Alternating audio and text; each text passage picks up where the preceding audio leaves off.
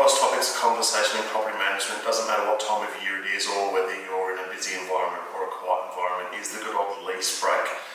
Tenants wanting to end their agreement early is the correct terminology you should be using in this regard. Tenants aren't breaking lease, they're going to end early and someone's going to start a new lease and move on from there. So this is always a bit of a tricky situation. There's a whole range of factors that you need to consider here.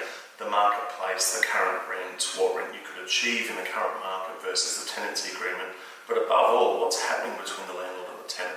Are the tenants moving out under extreme circumstances? Are they being relocated for a job? Or is it just that they want to move?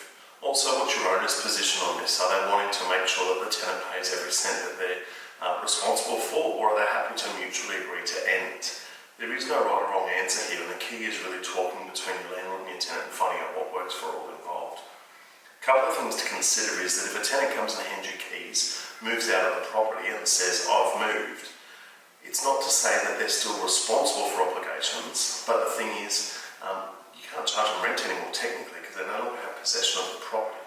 What you can do though is encourage them to continue paying the rent amount each week or fortnight or month, whatever you've got set up on the agreement, because at the end of the day, that bill, for want of better terms, at the end of this particular situation won't be as big because they've contributed to that rent loss. When I say that they're not responsible for rent anymore, that doesn't mean they're not responsible for compensation for financial loss, and that's the difference. If they're still living in the property, you charge them rent.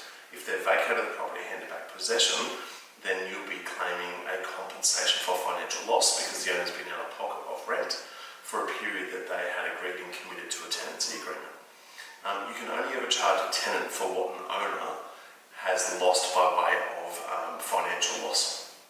Things like a lease letting fee, not a lease break fee, there's no such thing, but what has the owner been charged to re-let the property?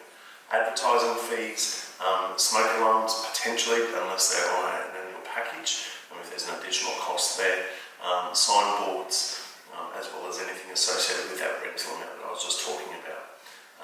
If the tenant doesn't vacate the property, sometimes that's actually better because it means you've got control. You can do inspections whenever you need to. You can make sure the property looks its best, and the tenant may be responsible for that financial loss in that regard, the general upkeep, the lawn, the tidying, the dusting, and those types of things.